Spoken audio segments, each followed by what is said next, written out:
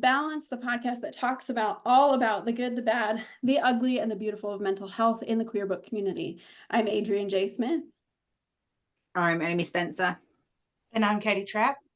And we all have a state of mental health, and we frequently neglect to talk about it, or worse yet, we are ashamed to talk about it. So let's break that stigma. On today's episode, we are interviewing narrator Jeremy Carlisle Parker, or Quinn Riley, as a lot of the sapphic world knows her, because those are the steamier stuff, and sometimes we like the steamier stuff. But can you tell us a little bit about yourself as a narrator? Yeah, I would love to. Thank you so much for having me. I'm so excited to be here. My narration journey was kind of by accident. I am based in New York. I was living in New York City, musical theater actor, server, like every New York based actor, at a restaurant job. And then the shutdown happened and the pandemic happened. And so my restaurant closed. It never did reopen. And I originally, when I went to school to be an opera singer, which I loved my training, but I was like, what a choice. Anyway, wow, 18-year-old me. But I had a really, really wonderful colleague who was also a singer in my program, who started her narration journey, I think 2017, 2018. And so I posted on Facebook randomly just for the rest of the country to be like, hey, everyone, New York completely shut down. So if you're still working, it's probably going to happen. I'm originally from Ohio. So I was like, it's probably going to happen elsewhere too. And then she reached out to me and said, listen, I need some help. Can you prep some of my manuscripts for recording? I'm a little overbooked right now. And also I would love to mentor you to be a narrator. And I was like, oh, what? Like, I don't listen to audiobooks that often. It's different now, but I didn't before. And I have a lot of issues learning tech. And I just was like, no, I pay someone to edit all my stuff, like when I need to do video submissions and things like that. So I was a little overwhelmed by that. Yeah, she was incredibly generous with me. Formed like a small cohort of, book friends and narrator friends, which is like community is so, so, so important. And I love this work. This is the first time, I've been acting, singing, been a performer since I was a small child. And it was the first time in my creative life as a performing artist to out myself, right? I was really, really lucky to have an opportunity early in my career where I got to kind of do like a showcase, if you will, for lots of producers in the industry.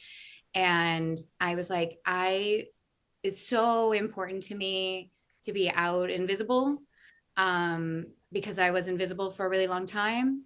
And, telling queer stories are so important to me. And so I was like, I feel like I'm going to swing big and take a risk and be out and visible and let people know that this is the kind of work that I really love and have a passion for. And I'm, part of the community. And it's like given me so many gifts, I'm thankful every day that I get to tell stories that I wish that I had as a kid, to better understand myself. Because I was always like a little queer kid, falling in love with my best friend. And I also went to church a lot. And so there's a lot with that too. But anyway, so and I've met some of the most incredible people, authors, fellow narrators, readers, and listeners. It's just I just feel so, so fortunate and privileged, incredibly privileged.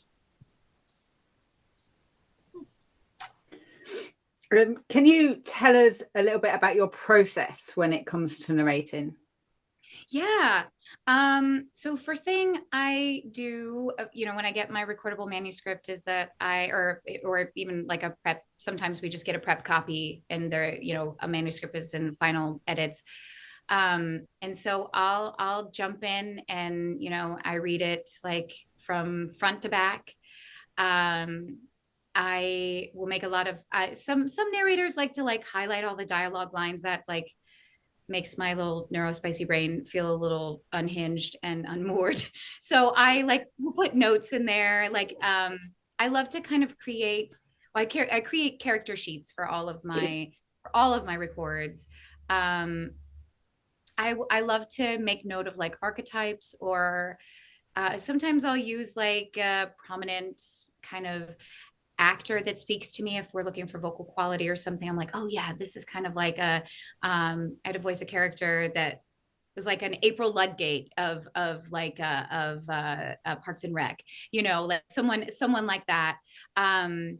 Yeah, I'll mark up the script. I like to, you know, I'll make note of any hints that we get from the author, any notes about like a rasp or a certain postural thing, if they, you know, are like hunch forward all the time, or you know, they're described as meek or shy, like anything that helps me build a voice based on, you know, the author's structure and what they've given me in the text.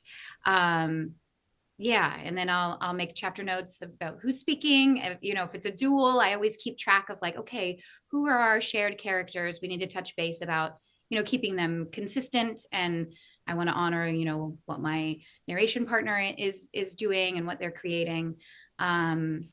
Very, very, very detailed character notes. And then any questions that I have about pronunciations or anything, I'll throw that back to my producer. Usually the producer kind of acts as a go-between between us narrators and the author, so that we're not crossing any boundaries. Though Adrian knows I've cheated a couple times. I've been like, yay, don't tell me.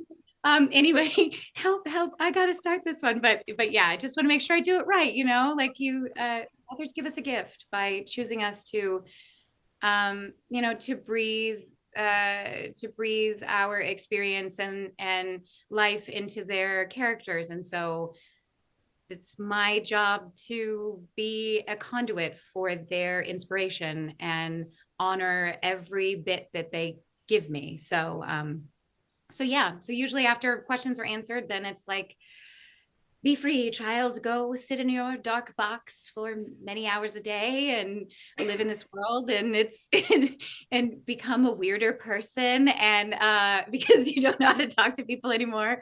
And yeah, just live in that world for a while. So it's pretty much, it's my process is pretty much the same. I started to play a little bit with soundtracks for books, so I'll like create a playlist, not of like a huge amount of songs, but just to kind of capture the energy, essence, or what I think is kind of happening in the book, to get me in the zone mentally, before I jump into back to the work again. And it always like, I'm like, okay, I remember this, you know, for when I act, like it's the costume, right? I like put on the costume and the wig, and then I'm like, oh, okay, I'm not me anymore. I've evolved. And so music is kind of like a wonderful way for me to like reset and be like, okay, I know this world, ready to jump back in. It's like, we were just talking about that 5 seconds ago, weren't we? Previous to recording, me setting the tone at work with listening to Christmas music when I'm planning Christmas stuff. Absolutely. Which is funny. Yeah. I don't do that with books. No, I really struggle with like, you see authors and they're like, this is my playlist for this book. And I'm like, I just can't do that. I can't. I listen to something that I'm very familiar with while I'm writing. So I need the background noise, but I'm not paying attention to what is being said in the lyrics. And so for me, it's the Pandora Brandy Carlisle station, literally on repeat constantly. I mean, excellent choice. I'm the same when I prep. I can't listen to anything new. I actually have, it's like my dissociation playlist, which is just like stuff that like keeps my brain engaged and like tickles my little like neurospiciness, whatever. And like, and like almost feels kind of like a little, I don't know, like a little tingle, but keeps me like in it. But I can't focus on like lyric heavy stuff or stuff that's new, because then my mind starts to wander. But something that's kind of like an undercurrent, because I do love to have music in my life all the time. So yeah, very relatable.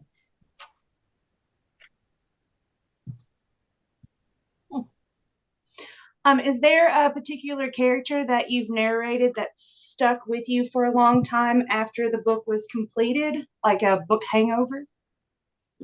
Yeah, there are two that come to mind. This book, I'm still thinking about it. It completely destroyed me. It completely destroyed me. I've never cried so much in my entire life.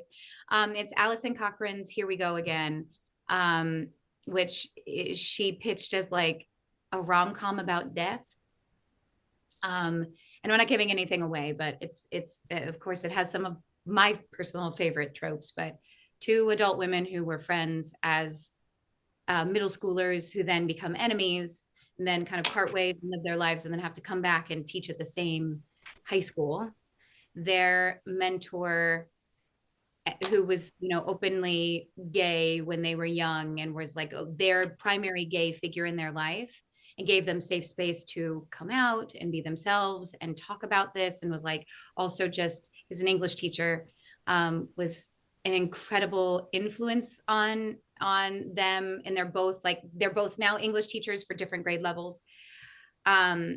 He is terminally ill and asks these two women who hate each other and have to work together to take him on his final road trip. So he's no longer doing any more treatment. It's beyond. And I had the incredible privilege of playing Rosemary, who got some neurospiciness and anxiety, is like highly productive, highly, like the gold star, straight A, like really high tension, perfectionist to an extreme, works super hard at the expense of all relationships in her life, doesn't present as like, the other character, Logan, who she ends up, going on this trip with, is like was outed like very cruelly when they were kids, and just kind of like leaned into it and wanted to present like very, very,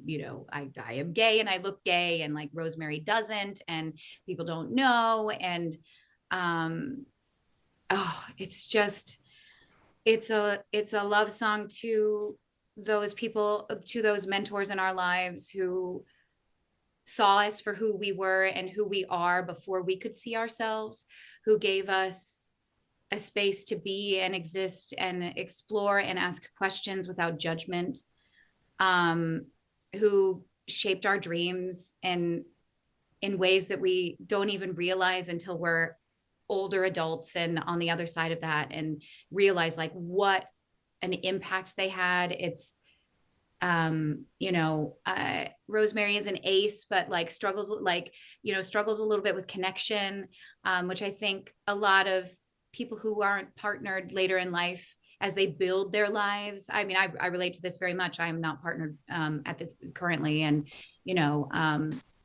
sometimes like as I get older and I build the life that I love and want and am proud of, it's like hard to find connection. Right. It's just, and the whole process, like we all know how it ends, like we know from the very beginning. But it is just such a beautiful tribute to the frailty of humanity and queer community and family and authentic self. And it was a miraculous journey. I thought of every person who I loved, who gave me a place to be myself. And yeah, I can't stop thinking about it. It should be required reading. But it is heavy. So trigger warnings are super important. And it's not an easy read, but it is just so beautifully handled with heart and humor, and so much humanity. And I can't, I'll never stop thinking about that. And then the other one, since I rambled on, I'll make this one shorter, but Gianna Darling's sapphic debut, which I've been so lucky to do so many authors' sapphic debuts that have really existed in like male-female romance space, which is always a risk for them, right? Because a lot of times their fans, and that this isn't, it's just sometimes they don't embrace sapphic work for whatever reason. It's something that perplexes me.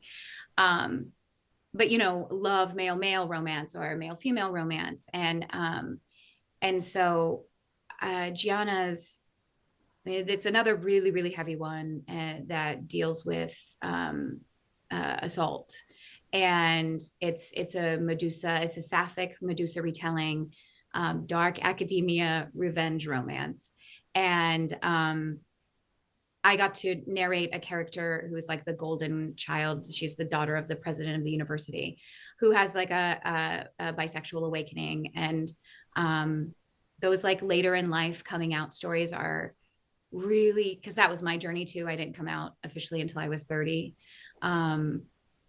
Tried to force myself to be straight for so long. It was like, why is this not working?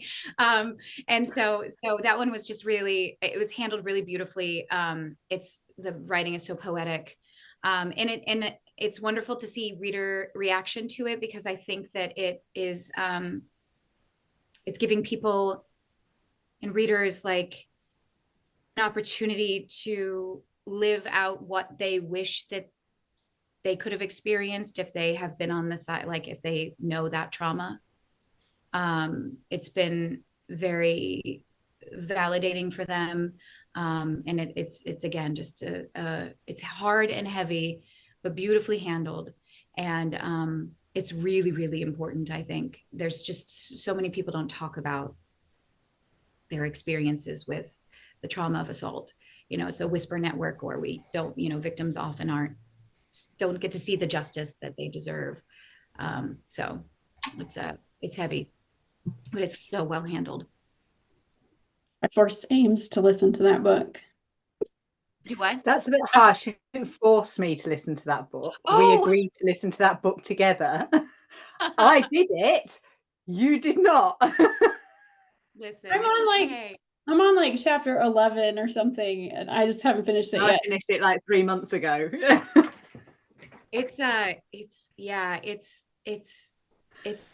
have to be in the right headspace to listen to it, and you have to take care, you have to really, really take good care of yourself. Because it's not easy. It's not, and I often will, like, I have a pretty hard line, especially with some of the darker romance. I'm like, I really want it to be, for me, for my spirit, for my heart. Like, I've done some dubcon, and I'm like, oh, I don't know about this. And so, when I was approached by the producer, she's like, hey, this is what's happening in this. And, I think it's handled really well and really respectfully. And I looked it over, and I was like, no, I feel like this is a story that needs to be told. And I'm incredibly privileged to be a part of it. And, it's fine. Like, I feel comfortable doing this. It's not crossing a boundary for me, but thank you for listening. That's that. Yeah. And for the record, since we didn't say the name of the book, it's Serpentine Valentine. Oh yes, I'm sorry, Steve Gremlin. But yes, The Serpentine Valentine by Gianna Darling. But yeah, I mean, that's why I stopped listening to it, is because that is one of my triggers. And normally I'm fine with it, but just where I'm at in my headspace, I'm like, we'll pause this for now and we'll go back to it later, and it's fine. Yeah. Or you don't have to go back. No, I will, because I don't mind reading those typically. It's just some other things happening on the personal side. But which again is fine. But I was telling Abe this, I was like, every time I get to Luna's chapter, I'm like, oh, we're good now for at least the whole chapter. And then we go back, and I was like, yeah. So that's why I paused it. But I think it speaks to, touching on the mental health of it and having those boundaries and recognizing those moments. And then we've talked about this before, I think with Avon, we talked about, yeah, we did. Writers, the processing through trauma and traumatic experiences through writing, and how in the sapphic sphere that seems to happen quite often. I don't know so much about the heteronormative or the gay sphere so much, but definitely in the sapphic sphere, when you hit on those novels that kind of cross literary fiction and romance, you tend to see a lot of that trauma processing happening with the authors. I don't do it at all, ever. Not at all. Neither. Not No, It's just light. I haven't done that at all. Yours are beach, you know, they are they can be read at a beach, but yeah, no, they're just like, you know, candy, cotton candy for your brain. Yeah. No, they're beautifully that's something that I love so much about your writing. I'm so again, like I keep saying it, but privileged and honored to, you know, be a part of your books' lives in the audio world, you know, in the sphere of audio. But that is something that you don't shy away from the reality of like what so much of our experiences are, and you handle it with infinite care and and profound respect, and just really beautifully. And so I feel honored to be able to take that journey with your characters and then see them to the other side. Yeah, it's fun to work with somebody else who gets as deep into the characters, right, as the author does. You know, I personally enjoy that. And I told you this like when you were narrating Maybe Someday, and I was like, I am waiting for this one chapter in particular, which is like the final break for this character, because I knew you would nail it, because you do get so deep into the characters, which actually leads into the next question. Not that I planned that at all, but that was really smooth, wasn't it? Yeah, It was. So, but as a narrator, you're dealing with books that aren't your own and getting deep into them. How does narrating, particularly emotionally deep books like Serpentine Valentine, that deals with mental health, affect your mental health? A lot. I mean, especially with something like that, where because it's not pressure. It's something that I carry with an incredibly humble heart. But I knew with that one, well, first of all, I didn't play Lex. I played Luna, so my job was a little bit easier, even though she also experienced trauma. But but I also knew that this was going to be a really powerful book for so many people who never got to tell their story or never, you know, so I knew the weight that it would carry, and I knew that it was going to be really important. But it was very heavy to live in that world. And I, you know, just, I have to, when I'm doing material like that, I have to, you know, listen to myself and take breaks when I need, or, you know, go out and touch grass and see the sun. And also remind myself that, you know, it's,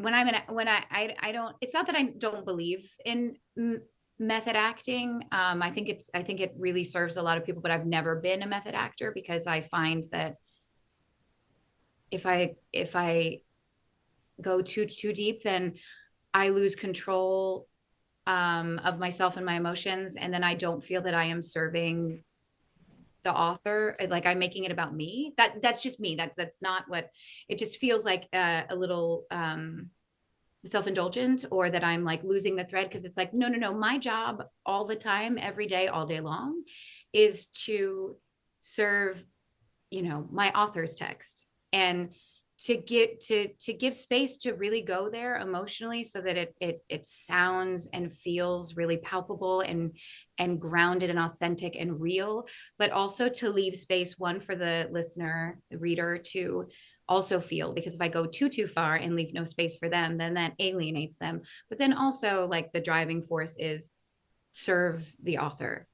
This is their world, these are their words, and you need to be a servant to their text, and not overpower it with your own, you know, we obviously bring so much of ourselves to this work too, but you know, to know your purpose. And so that allows me a little bit of distance to be like, okay, it's too much. Like you lost the thread, or you got too self-indulgent. Scale it back a little bit. Because I had a teacher I'll never forget. Again, another incredible mentor that I was so lucky to, you know, shape my early life as a college student, you know, I got to take a lot of like drama classes, which was incredible. And I did a full year of Michael Chekhov, not Anton, like Michael's, the whole approach to acting it really, really speaks to me as a creative person. And I remember the first day that we got to do text, and it was incredible. All these students are amazing. Some of them are like on TV shows now. It's like amazing to see where they've gone.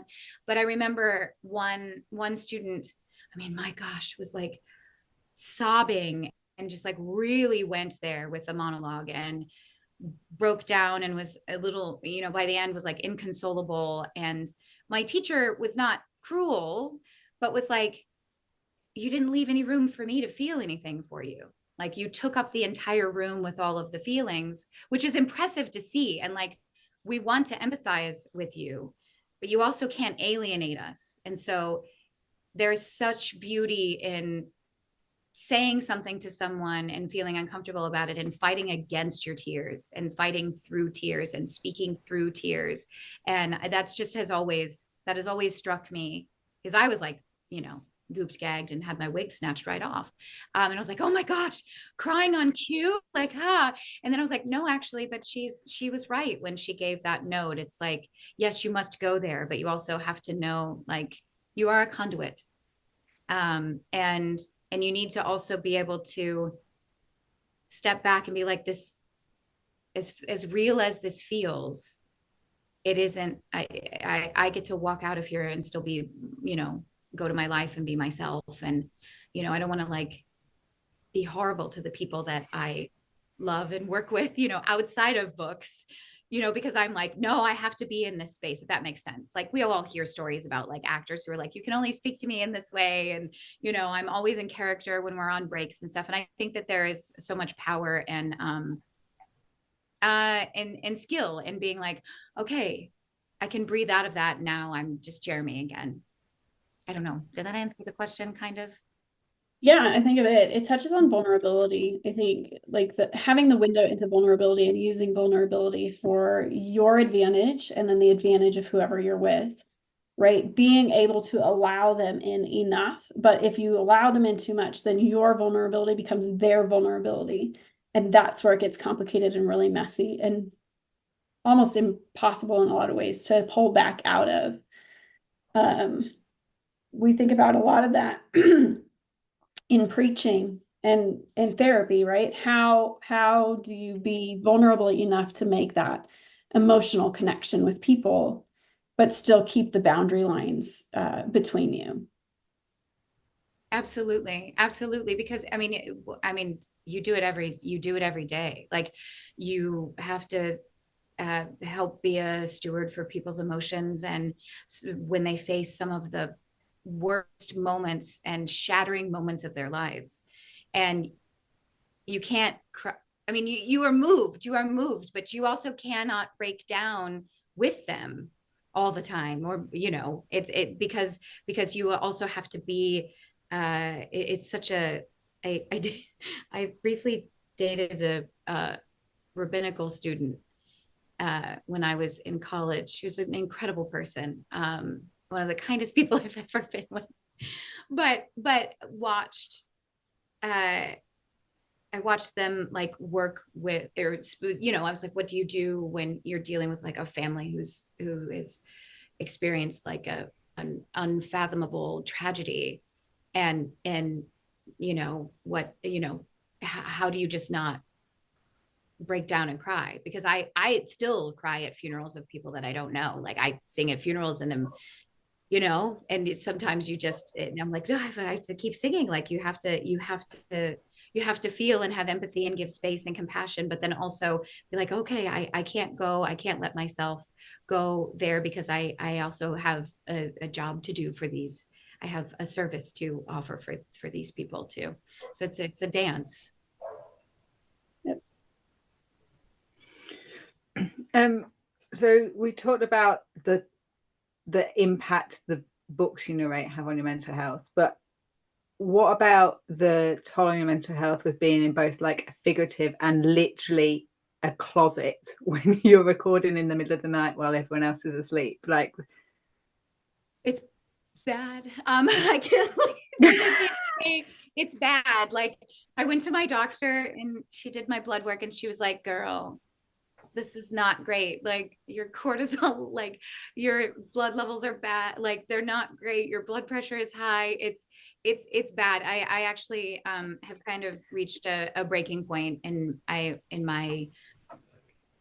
life and my schedule and my lack of boundaries with work. I mean, part of the reason why I record overnight is because my environment is really tricky, and it's just, I can be more productive when I'm working overnight. But then, like, that's when all of my friends and community are available because they have regular jobs, and I have this, like, squirrely little job as a vampire in a coffin. And but I'm changing that. So I'm coming out of the closet for the second time in my life, and I cannot be happier. I invested in a soundproof booth, and so it's supposed to come next week. And I hope that will. I hope it does take a toll, though. I love the work that I do, and I'm more happy in my life and what I get to do every day than I ever have been in my journey. But it is. I'm realizing it's coming at a great cost. And then, at first I thought it was just like, oh, my social life, whatever, I'll just cancel my friends all the time. and we'll find weird hours that I'm available, that you're also available. Because a lot of my friends some of them are not narrators. I have friends here in New York that I've known for 20 years. We went to school together, and they're my singer friends, and then I have my narrator friends too. But yeah, I'm hoping that will change, that'll allow me to have like more of a daytime recording schedule, because it is hard. And I think that's a universal thing for a lot of narrators. It's like, it's very isolating work. A lot of us, not all of us, but a lot of us come from, acting backgrounds where, like, you build a show with a cast of people, and you're with them for 6 weeks, and it's incredibly collaborative. And the thing about, like, our co-narrations is that we're, a lot of people think like we're in the same studio, like reading the line, and we're not. Like, we're like, here, okay, here's who I'm thinking about, this character that we share, and here's a little sample of what I'm thinking for their voice. And like, do you have any, it is collaborative, but it's still like, once we're recording, we're off to the races.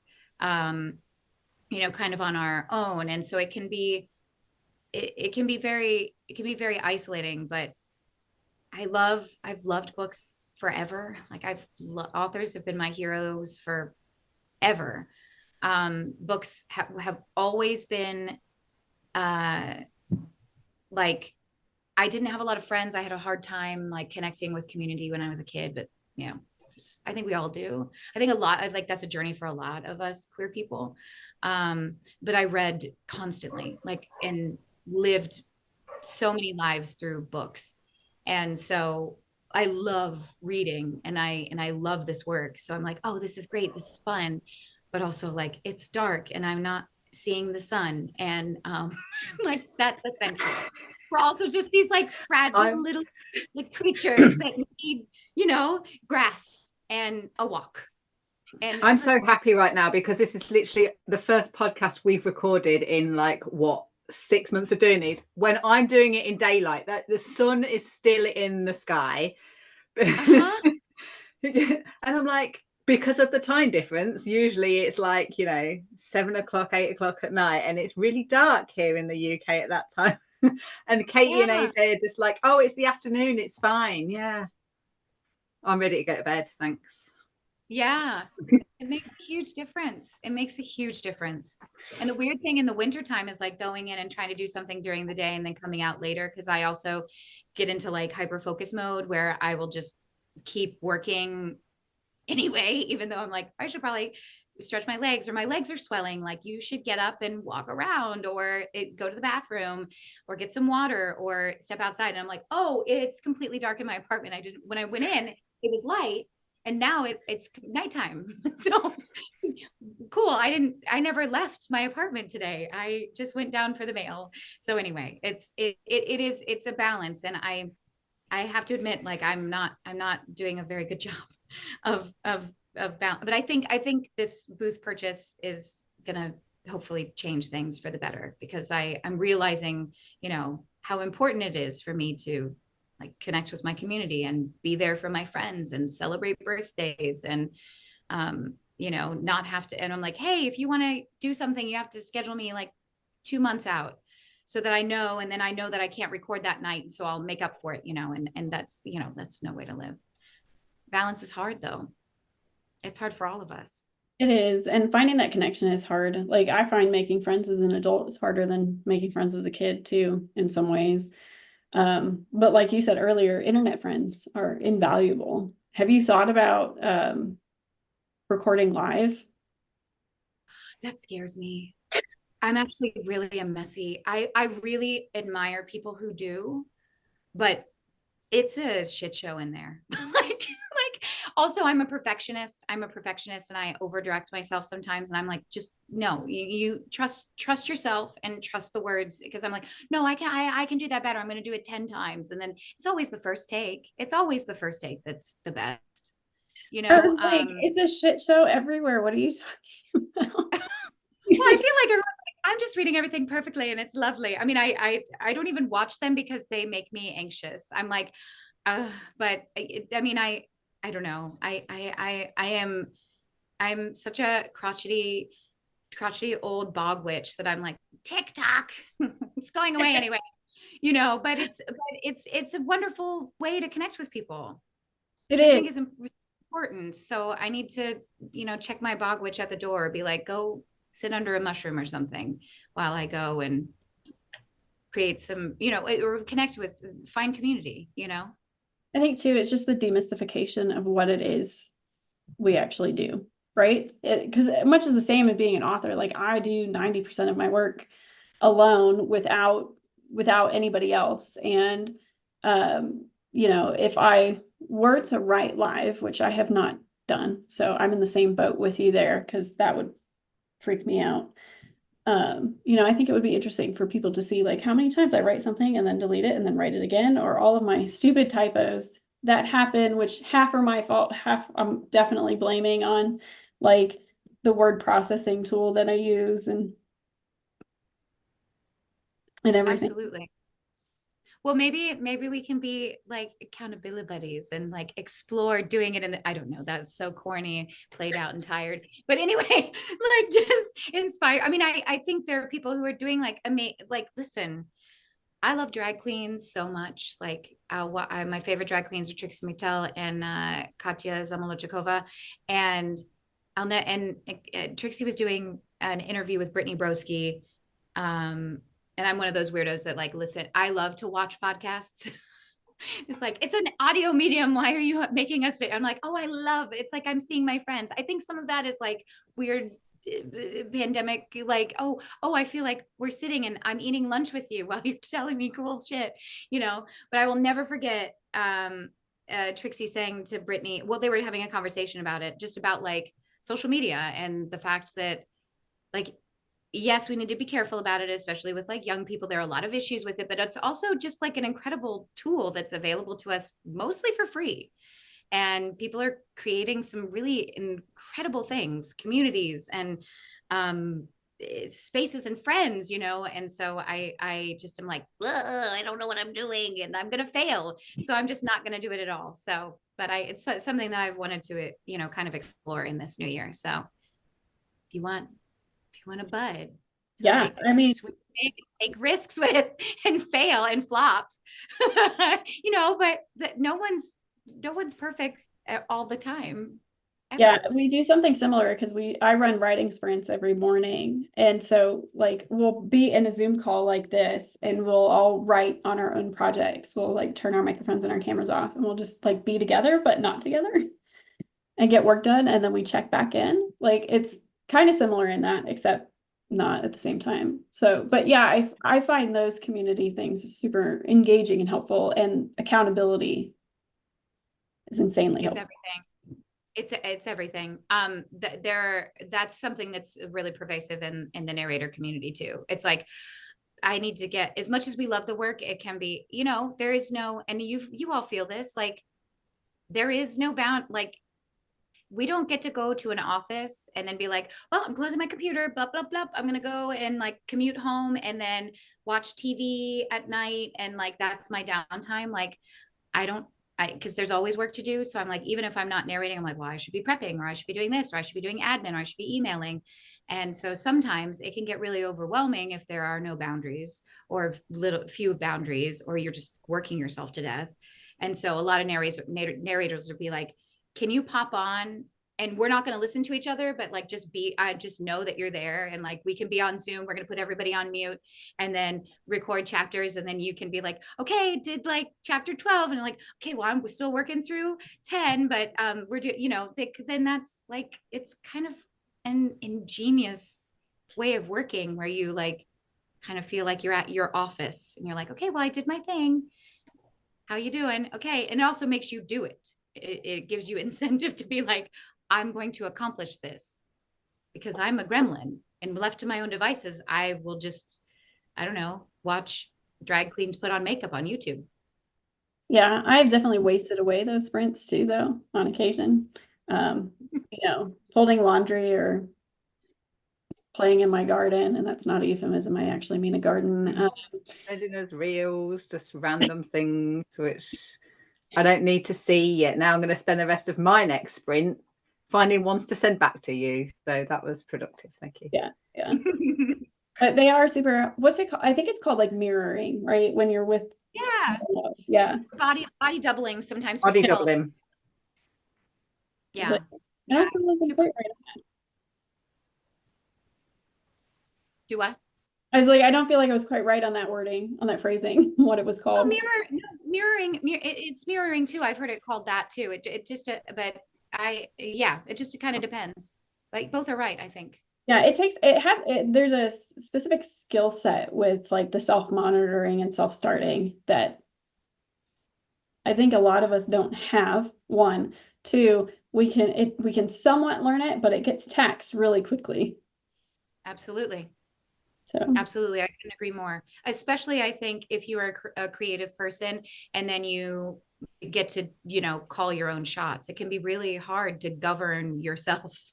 Like I struggle with that so much because I'm like not, I have deadlines, of course, but then my day-to-day schedule is I set that myself. And so, it's whatever you need to get what you need to get done, as long as it works for you. And if you can connect with community while doing it, I think that's great. It gets us out of this, our ruts, or out of our comfort zone, or, out of our routine of, our day-to-day lives.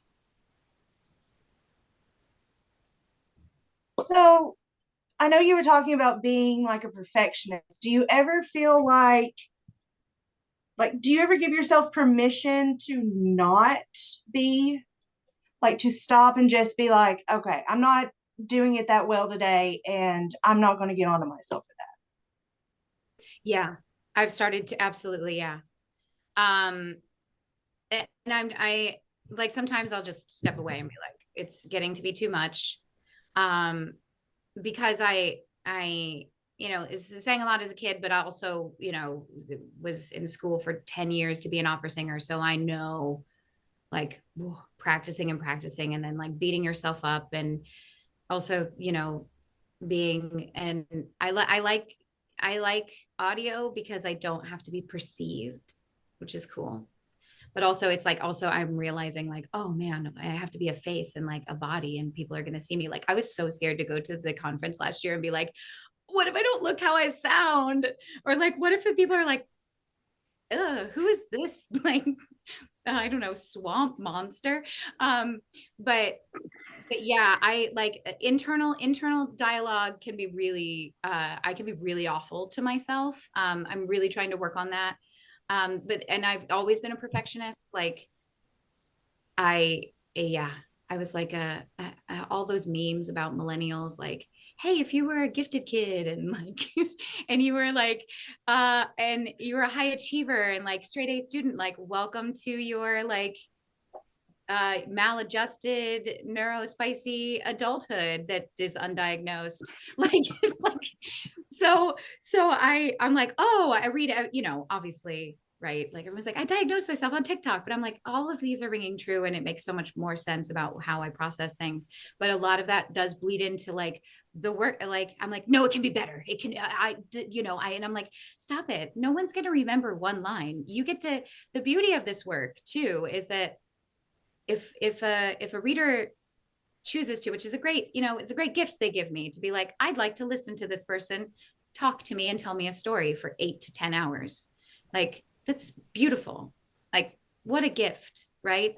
And I'm like, they're not going to remember the way that you said that one line, unless you like totally missed the mark on the interpretation, or you were like, I made this person Scottish and because I wanted to, and the accent was also bad. Like, yeah, they'll remember that. But, the moment to moment, you get to, it's a longer medium than even a movie. It's like, there's so much development, and these characters are also growing throughout these. I hope they are. Otherwise, if they don't, that's okay. But like, we're all about growth, right? I feel like every character grows through that much time spent in a book. And so I just have been trying to be, gentler with myself, and also trust that like, I do think I know what I'm doing at this point, and, and I can trust my author too. Like, it's all there. It's all there if I trust them.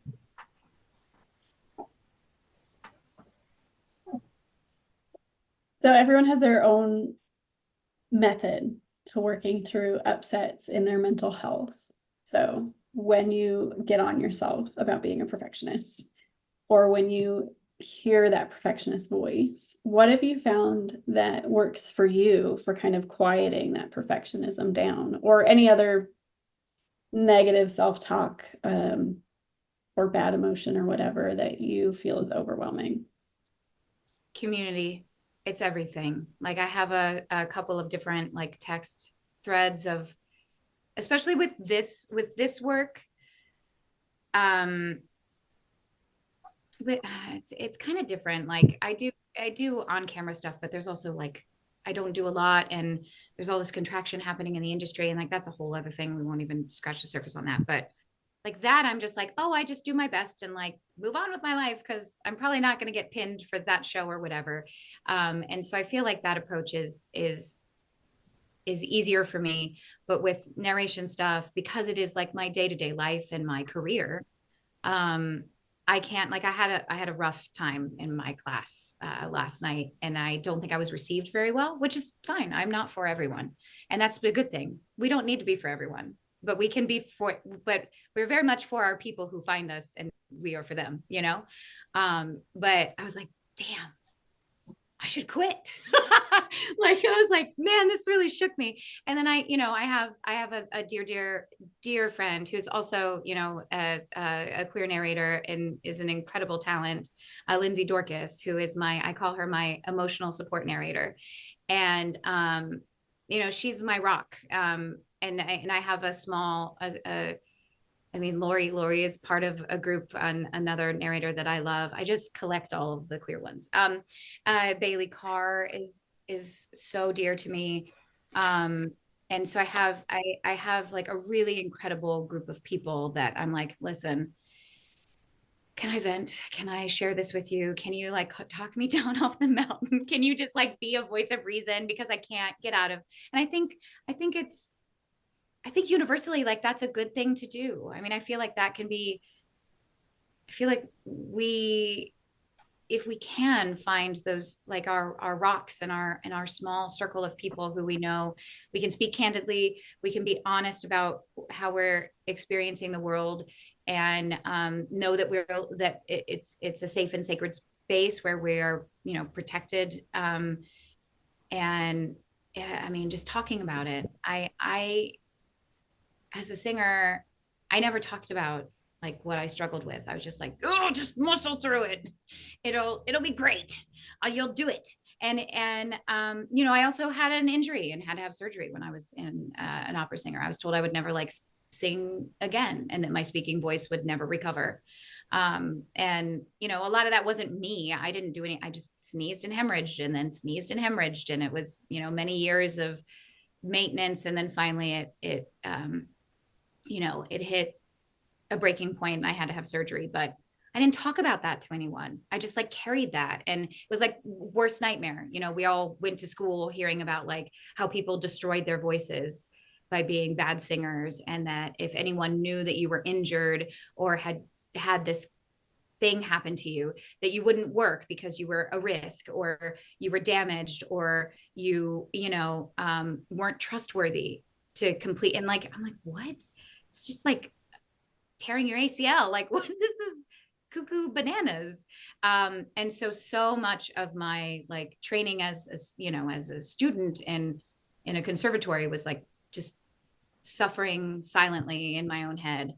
And I've really made it a priority, as an adult, and especially in this work, to like create community that I can be like, listen, can I have your ears on this? Or can I talk to you about this? Because I have to talk through it. It's how I process. And I'm so lucky to have so many incredible people in my life that can be that for me. I think we all need that for sure. Yeah. I think it can only help.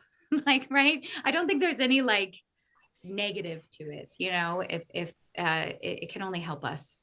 And I think it's good to like learn how to articulate your feelings and express that to someone in a way that you can be understood.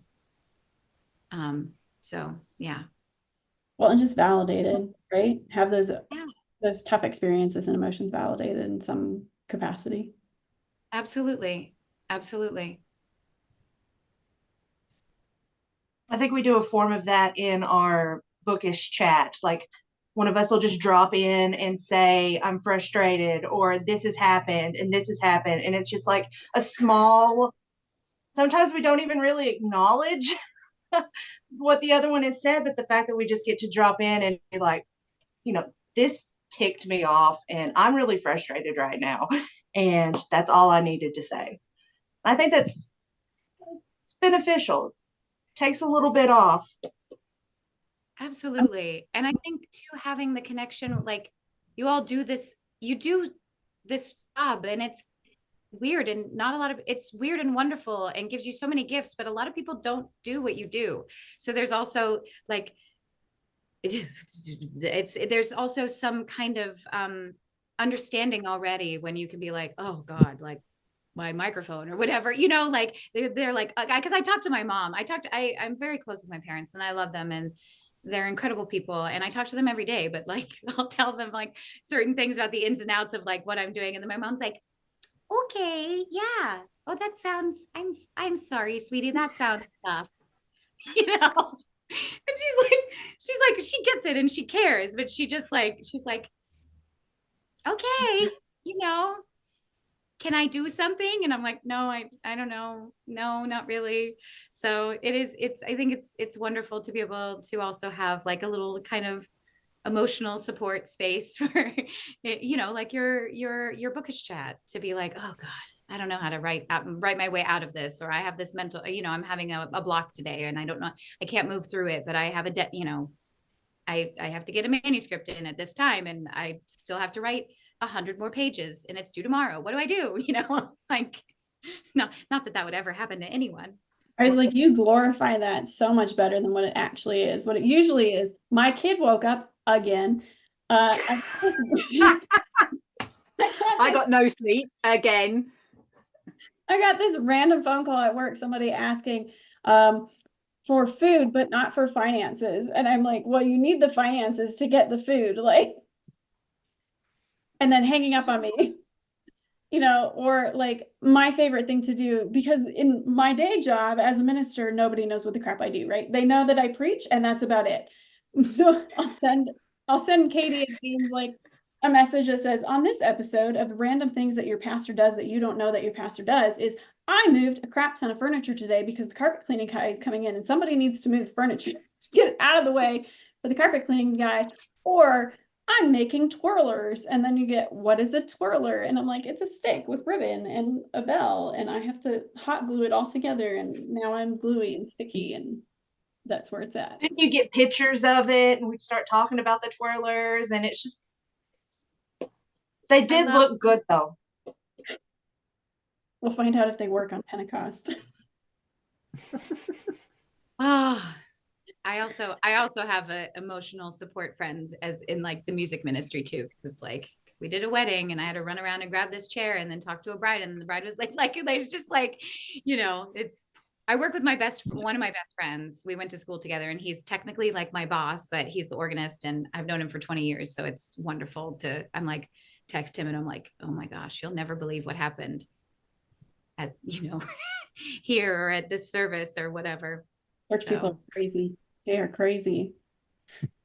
Let's write a show about it. There's several. We'll do another one. A better one. I work I sing for a Catholic church, and I'm always worried, you know. It's, you know, I'm just a musician, but my favorite thing is I have a pendant of Sappho that I've treated myself to. And it's like, kind of like, cause we all code switch, right?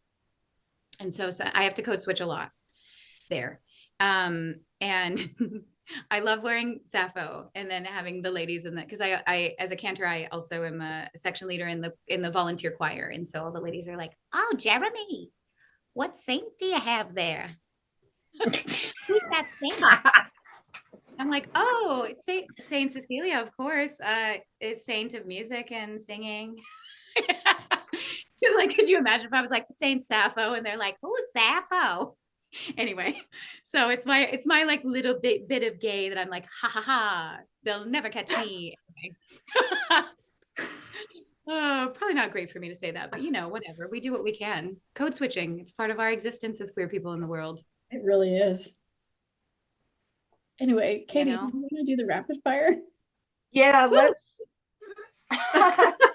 Why don't we do rapid fire? So at the end of the episode, we always try to wind things down, even though I think we already did a good job of that, with a few questions, and just answer like, what's the first thing that comes to your mind? Okay, what's your dream destination vacation? Cinque Terre in Italy. Oh, fancy. It sounded fancy. You should go. I mean, if you're I studied abroad there, and I've been dying to go back. It's beautiful. It's a chain of 5 islands. Oh, it's swimming in the Mediterranean. It was amazing. what's your trope? Like, ooh, I love former childhood friends turned enemies turned lovers. Your trope as like you. Oh, me. Ooh, oh no, I did it wrong. I was like, oh, that's my favorite trope. What am I? Me as a trope? Yeah. Oh, oh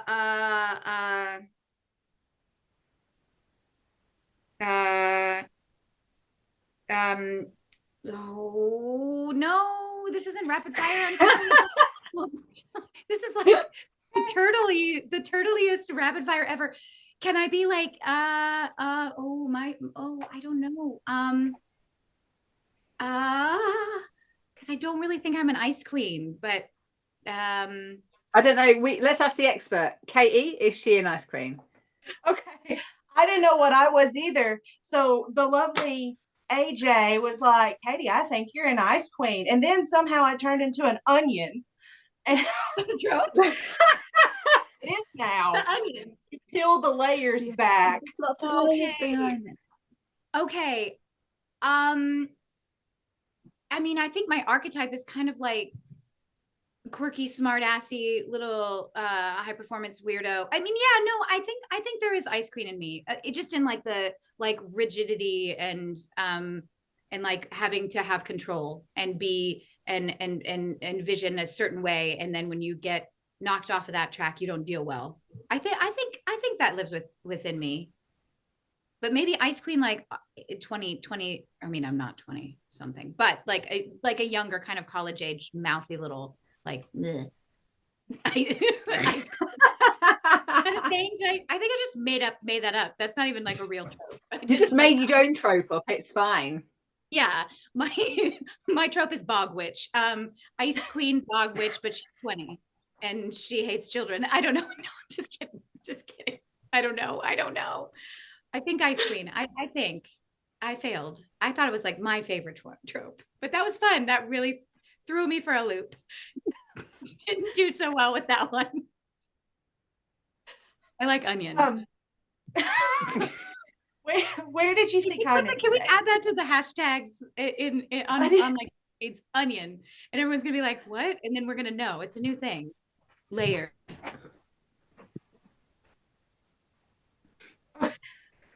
Okay, where did you see kindness today? I saw kindness with my dear friend Danny, who I work with. I had a funeral before this, and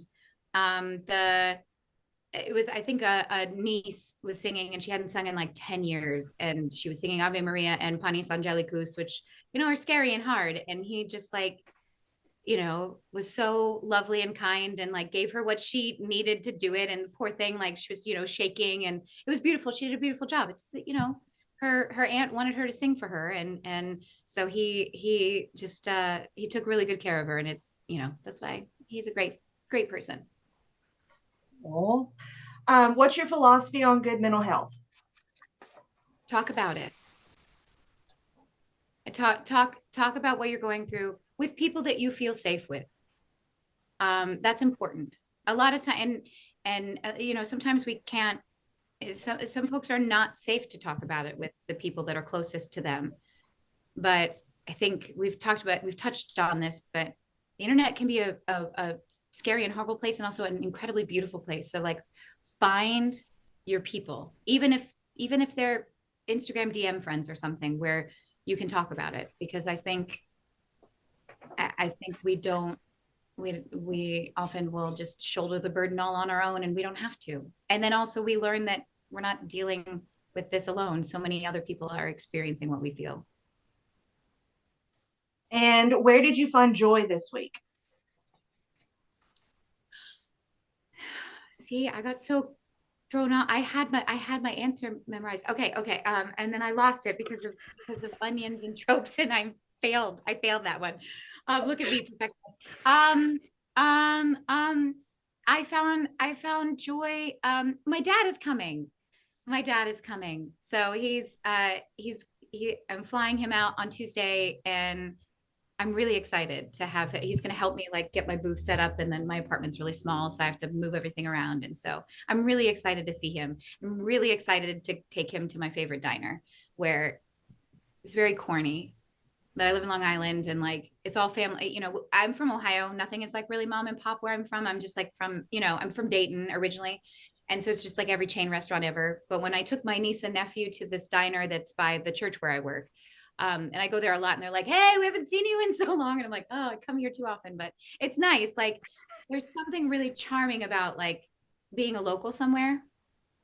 And so I took my niece and nephew there when they were visiting last year. And my nephew was like, are you famous? And I was like, no, this is just like the New York diner. He's like, Aunt Me, they know you. And I was like, yeah, I come here a lot.